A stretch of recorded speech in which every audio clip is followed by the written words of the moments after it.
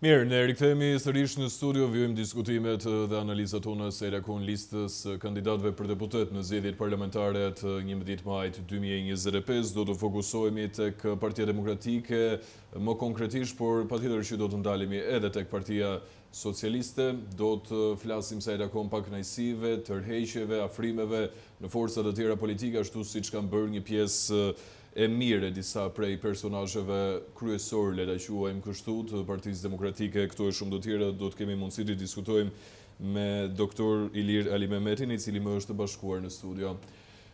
Zoti Ali Mehmeti, përshëndes, faleminderit që son në Fax News. Mirëdita, faleminderit të gëzuar fest. Patjetër, gëzuar edhe për ju. Tashmë jeni kandidat për deputet në listë të hapur. Për qarkun e Tiranës, Partia Demokratike. Regjia, do t'ju lutesh që të më ndiqte her pas here edhe me grafikën e Partisë Demokratike për qarkun e Tiranës.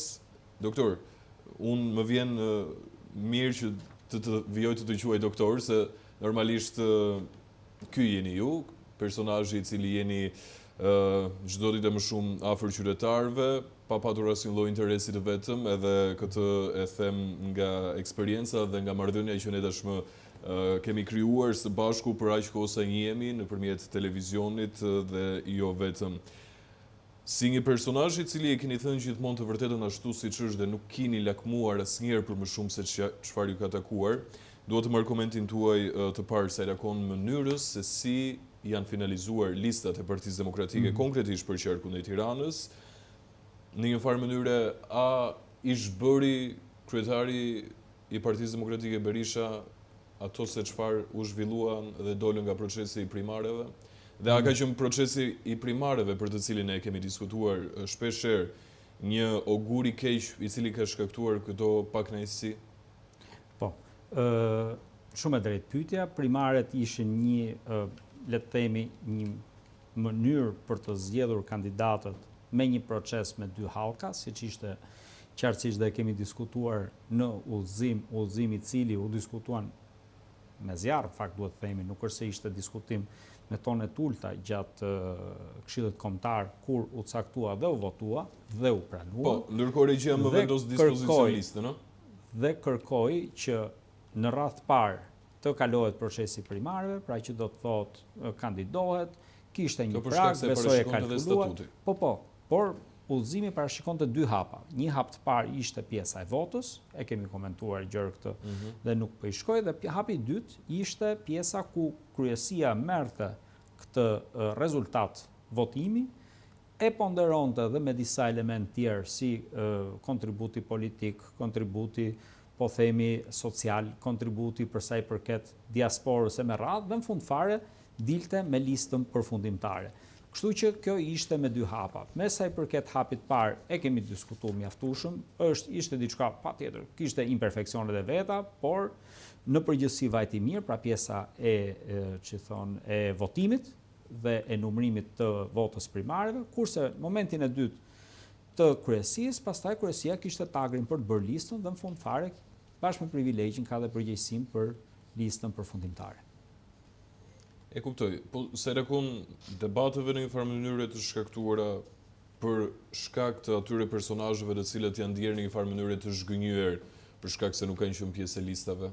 Për shembull, duhet të përmend këtu zotin Sula, zonjën Tabaku, e cila është shfaqur nga ana tjetër e pakënaqur me zgjedhjen, një sër figurash të rëndësishme të cilët në procesin e primareve kanë dalë të parët në listë dhe nuk janë vendosur në listat përfundimtare të kandidatëve. Mendoj që në radhë parë... Është faji i kryesisë, është faji i... Kryesia ka përgjegjësitë e veta dhe ka qenë detyrë e saj që të shpjegojë më saktë dhe më gjerë se si u morën këto vendime. Kjo për mua është e rëndësishme. Ju keni qenë pjesë e këtij procesi, doktor? Po jo kryesisë, se nuk kem kryesia, se mos ngatrohet si çështje. Ishte e rëndësishme që kryesia të shpjegojë, në fund fare ditës i mori këto vendime si tagër i saj i dhënë nga Këshilli Kombëtar.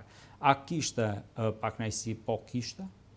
Disa u shfaqën në media, disa në rrjetet sociale, disa shkuan në largime dhe dorëheqje, i keni parë dhe i keni raportuar, besoj. Por unë mendoj një diçka. Që degraduan deri në tumor, kancer e të tjera. Unë mendoj diçka. Neve sy duhet i mbajmë drejt rotacionit politik të datës 11 maj. nuk mund ta diskutojmë këtë duke bërë si individi vetëm. Pra nuk mund ta diskutojmë si person, unë, ti, ai. A ka emocione kjo punë? Po patjetër që ka emocione. Çdo lloj gare ka emocione, as diskutohet fare. Atëherë, në këtë moment këtu, do mendojmë individin apo do mendojmë ekipin të ecim përpara. Pra, unë s'do doja të mendoja konceptin listë A apo listë mbyllur, do të mendoja konceptin a është një listë fituese apo është një listë jo fituese. Kjo është e rëndësishme një pjesë e cila ka të rëndësishme kultin e individit. Se nuk, po, patjetër, po ne duam të hiqim pjesës kultit të individit, duam të kthehemi ke pjesa. Po fatkeqësisht jemi këtu. Jam dakord, po jap mendimin tim, pastaj përgjegjësitë i marrin ata që nuk bëjnë. Ekziston frika e mundshme që nuk do të votohesh kur je në listë të hapur, ndërkohë që mund të ishte në listën e sigurt dhe të mos realizoje asnjë lloj fushate të vetme? Se në një farë mënyrë logjika do të çon në këtë drejtim. Në momentin që ti je më i votuari në procesin e primarëve, provoj dhe merr vota edhe në listë të hapur. Po, jam dakord, patjetër. Jam absolutisht dakord me këtë, nuk kam ndonjë diskutim, për shembull ju përmend zonën Tabakun, s'kam ndonjë dyshim që ajo del shumë mirë dhe në votën popullore, për shembull, nuk kam asnjë dyshim, ose zoti Sula ka treguar që ka ditë të votohet në zonën e vet, sidomos në zonën shkoi në lista të tjera tani. Po, nga që mi përmendët si emër, po tash do i rikthehem asajt, se nuk du të humb ajo, po absolutisht du t'i rikthehem se duket sikur i bëj bisht asajt si pyetje dhe nuk dua në asnjë mënyrë. Ne duhet mendojmë si individ brenda një force politike që po përfaqëson një popull të gjerë opozitar që dëshiron rotacionin më 11 maj. A ka mendime ndryshe brenda forcës? Gjithmonë ka. Kjo është krejtësisht normale dhe këto duhet zgjidhen përkarshi një konjicioni dhe mendimi si mund bëjmë në maksimum përkundrejt 11 majit. A ka hatërmbetje dhe që mbet? Po patjetër që ka. Pyetja është, po ata demokrat, po ata opozitar që janë aty 12 vjet në opozit, neve ato sakrificat e tyre, ato hatërmbetjet e tyre, qefmbetjet e tyre, do t'i kemi parasysh ato apo do kemi parasysh këto? Unë mendoj që duhet kemi parasysh ata. Na kanë mbështetur ata në opozit, na kanë mbështetur me qëndrimin e tyre, kanë sakrifikuar me radhë, ne duhet shkojmë përfaqësojmë këtë lloj njerëzish. Ne do të përfaqësojmë këtë lloj komuniteti. Nuk mundemi ne për isha unë si isha unë dhe tash dalim dhe për inat të plesh si dia Gjeorganë. Ndjes se kjo nuk më shkon. Kështu i Siria do mendoj për shembull që Zonja Tabaku bëri një reagim të saj shumë mirë, do i drejtohet votës popullore dhe do keni rezultatin datë 11 maj, unë mendoj që do dalë shumë mirë. Nga krau tjetër, jo të më ndihmosh me grafikën. Nuk mendoj që është matur apo mature që për shkak të kësaj situate dhe për shkak se nuk more fiks ato që mendoj që more, shkosh do të kalosh në një forcë alternative. Pse? Se fundit ata që të votuan për këtu, të votuan për këtë forcë, të kanë mbështetur deri ditën e fundit për këtë forcë. Dhe është më e drejtë tush nuk jam kandidat, nuk do jam unë kandidat, kjo është patjetër, sepse duhet ta pranosh vetë si individ. Nuk jam kandidat, por unë do qëndroj këtu në këtë forcë demokratike, do jap kontributin tim dhe do mbështes këtë për të shkuar përpara, edhe pse kësaj here nuk jam kandidat. Kanë qenë kandidat më përpara. Disa njerëz tjerë kanë mbështetur dhe ky është rotacion. Politika është rotacion. Kam mbështetur ata ty në të kaluarën, tash i dojmë se ti ata dhe kjo është normale. Pra, nuk jam dakord me të gjitha, patjetër se ju s'përmend dhe një rast edhe zoti Eni Kadiu për mendimin tim do kishte qenë një vlerë e madhe në listën e Tiranës. U shkëput, mori vendimin e tij, mendoj unë gjithsesi doli shumë mirë, shumë i mbështetur, ka treguar një rezultat shumë pozitiv Kavaja, vetëm primar, por i ka treguar zgjedhjet e datës vitit 2023 ku Kavaja fitoi bashkinë. Prandaj duhet jemi shumë të qartë, janë njerëz me kontribute të rëndësishme, të cilët vazhdojnë japin kontribut për Partinë Demokratike, edhe pse në këtë moment kanë vendosur mos jenë pjesë e garës si kandidat personal, po s'kam asnjë dyshim që mbështesin Partinë Demokratike me shumë forcë. Doktor, si ka mundësi që fenomenet të tipit të tillë, siç ndodhi në Partinë Demokratike dhe kam përshtypjen që do të vijojë të përflitet ajo se çfarë ka ndodhur me shkëputjen dhe largimin e disa prej figurave, nuk e shohim tek Partia Socialiste. Që në një farë mënyre pati një sër emrash tepër të rëndësishëm të cilët u lanë në listë hapur apo nuk u futën absolutisht fare në lista. Pse Partia Socialiste ka këtë lloj qëndrimi që nuk ngres zë, ose të paktën të shfaqet i pakënaqur, edhe pse në sytë e tyre e pam shumë qartë që mërzitjen e kishin. Edhe ato patën patjetër reagimet e veta, por kujdes. Nuk kemi një sërinë si forcë. nuk kemi njësoj si mendime. Në Forcën Demokratike në radh parë diskutohet, është gjë e mirë që diskutohet. Edhe këto probleme, këto gjëra, është gjë e mirë që janë transparente. Kjo tregon që ne transparenca është, duam apo s'duam, ne jemi në sytë të gjithëve kështu siç jemi, natyral siç jemi, me të mirat dhe defektet tona. Partia Socialiste jo. Partia Socialiste ulëzori mbyll gojën, këtë bën edhe kur është në pushtet. Pra më shef çdo gjë dhe mbyll gojën, nuk flet më. Kjo është për shkak të pushtetit? Kjo është në radh parë për shkak se nga ku vijnë ata, sepse duhet ta kujtojmë nga cila parti, nga partia MM, nga ku vijnë ata dhe si ecin përpara. Do të shohim listën e Tiranës. Do të shohim emrat e drejtorëve të tyre dhe do të shohim që janë bijtë e etërve të tyre dhe vijnë nga nomenklatura vjetër, ku ju e dini e drejta fjalës. Partia Socialiste të Tiranës, lutem. Ku e shifnit që e drejta fjalës gjatë regjimit që kemi kalu diktatorial nuk ekzistonte, ata janë nga jo prejardhje. Doktor. Neve vim nga e prejardhje ku flasim, një sekond së ndjesë dhe ta mbaroj. Pra kjo është prejardhje, është e para. E dyta, patjetër janë, po t'i merrni me radhë ju ato, meqenëse po e nxjerrni, do shihni se sa i madh është numri i tyre me probleme që kanë me drejtsinë dhe me spakun. Dhe ata duan të mbajnë maskarrike sa më fort si të edhe mundur, duke menduar që ky pushtet do t'i mbrojë ato nga drejtësia. Nuk është absolutisht e njëjta situatë, kurse neve i paraqesim njerëz me fytyra të pastra, me moral të pastër, cilët patjetër qofse kanë një pakënaqësi, qofse kanë e mendojnë ndryshe me radhë, e shprehin këtë mendim ndryshe dhe nuk kanë asnjë ngurrim për ta bërë, se nuk kanë një shpatë mbas qafe që janë mban dorë Edi Rama, që po fole pastaj e diti se ç'të bëj. Ne kjo nuk ndodh, dhe këtu është liria. Prandaj ne duam ta kthejmë sërish këtë vend tek liria e shprehjes. Sërish këtë vend tek transparenca. Edhe pse transparenca ndonjëherë na tregon çështje si këto që ne flasim dhe që mbushen mediat këto ditë, nuk ka problem. Është një çmim që ne jemi të gatshëm të paguajmë me kusht që të kemi transparencën qeverisje nesër. E kuptoj. Ma vendos pak në dispozicion në regjia të lutem listën e Partisë Socialiste. Doktor, ju kam përshtypjen e keni analizuar dhe keni parë mirë listën e Partisë Demokratike. Ndërkohë, tek Partia Socialiste, për qarkun e Tiranës flasim gjithmonë, në listë mbyllur, kryesocialisti Rama, Ugerta Manastirliu, Elisa Spiropali, Lindita Nikola, Taulan Balla, Adea Pirdeni, Albana Koçiu, Igli Asani, Delina Ibrahimaj, Ilva Gjuzi, Iris Luarasi, Pedagogja dhe Erion Malaj në listë mbyllur. Dhe më pas vjojmë ke listat e hapura, njësër personazhesh, Andi Sefera, Janila Denaj, Antonella Dedej, Arben Pëllumbi, Blendi Gonxhe, Blendi Sulej, Blerina Gjylameti, Edlira Dyrmishaj, Eldi Çepeli, Endrit Brejmllari, i cili është shkëputur vetëm pak muaj më parë nga Partia e Lirisë, Entela Ramosaço, Erion Braçe, Ermonela Felaj, Ervin Hoxha, Etilda Gjonaj, Etjen Xhafa, Fatmir Xhafaj, Florian Pullazi, Glinxhet Madhi, Halil Koloshi, Halit Valteri, këshilltar bashkiak, Julinda Dhame, Kejsi Elezi, Klotilda Bushka, Mimi Kodheli dhe një sër emrash të tjerë, Toni Gogu, Xhemal Qefalia e të tjerë.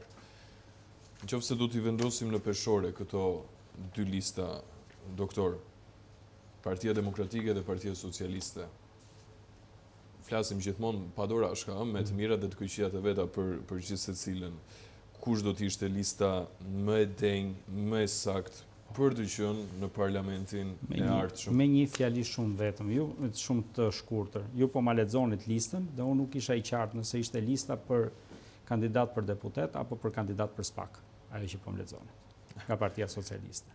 Me kaq dhe unë me kaq e mbyll. Njerëzit besoj i kanë shumë të qarta, kanë shumë të qartë figurat, i din shumë mirë se çfarë ka bërë njëri apo tjetri dhe ka shumë qartë krahasoj këtë listë me listën tonë. Pra, ajo lista aty, unë jam shumë i bindur që jo të gjithë, patjetër, nuk mund t'i fosin të gjithë me një thes, po 80-90% e tyre janë aty që sot janë aty. Një pjesë që nuk është aty, aferat i ka bërë të kaluar, do jetë aty, në shumë pak kohë. Dhe këto janë ata që na kanë qeverisur dhe na kanë keq qeverisur, e nëse do ju jepet mundësi, ato do na keq qeverisin sërish edhe më keq, sepse zullumi vjen duke u trash. Kjo është shpreha e qartë, proverbi i qartë shqiptar, ne e dim se çfarë ndodh. I pyesim shqiptarët, këto si ju duken juve, ju duken të ndershëm, duket që s'kan asgjë për të qef, mendoni se kanë bërë ndonjë diçka që s'shkon këtë vend, mendoni që janë pasuruar ku kanë qenë me lekët tuaja, me lekët e fëmijëve tuaj, apo jo. Kaq. Këta din shqiptarët vetë. Dhe ama ato që din të gjithë shqiptarët e tjerë, ata që janë përtej kufive, Kur hikën ata?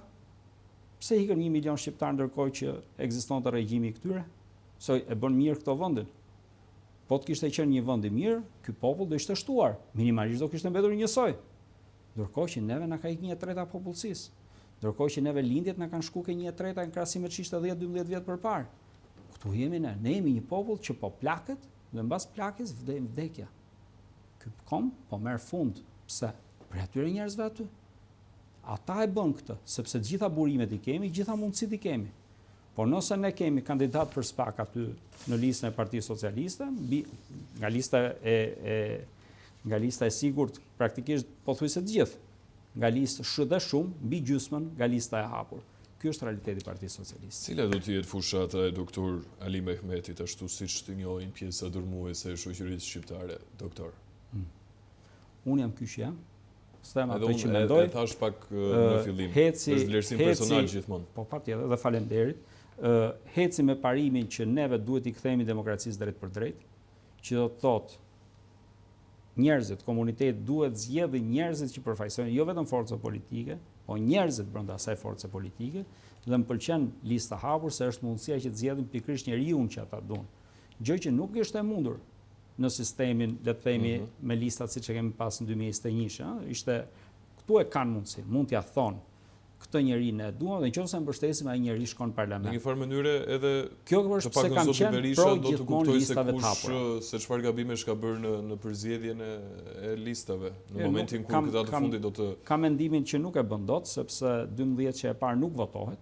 Kështu që ai nuk e bën dot këtë analizë, do bëj një analizë me dhëna cunguara. Un kam qenë pro listave të hapura që në fillim, kur vendos nga gjykata kushtetuese që të hiqet herësit dhe të lihen listat e hapura, kam kundërshtuar marrëveshjen e reformën që u votua në mënyrë bipartizane në Korrik, që la një listë të hapur dhe një listë të mbyllur. Pse? Sepse vazhdoj mendoj që duhet një përfaqësim nga poshtë lart. Pra në fund fare sovrani është poshtë dhe ai vendos përfaqësuesit e vet dhe jo të krijojmë neve cingla mingla që se si neve le të themi ta shtremborojmë pak këtë vullnet.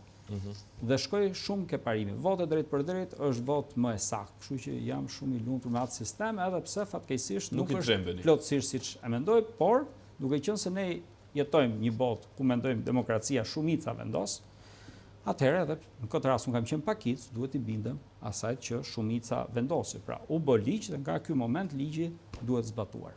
Jo, nuk e tremb. Po pse ti tremb? Ti tremb votës njerëzve, po tromben ata që fshihen, jo ata që ekspozohen. E qartë. Doktor, të falenderoj shumë që ishe sot në Fax News dhe ju uroj suksese sikundër të gjitha skuadrave të cilat garojnë në 11 maj. Faleminderit. Fitoft më i miri se nuk mbetet gjë tjetër për të thënë. E rëndësishme është të kenë zgjedhje të lira dhe të ndershme. Pastaj është e mundshme të fitojë më i mirë. E qartë. Faleminderit. Ka publicitet, rikthehemi pas pak.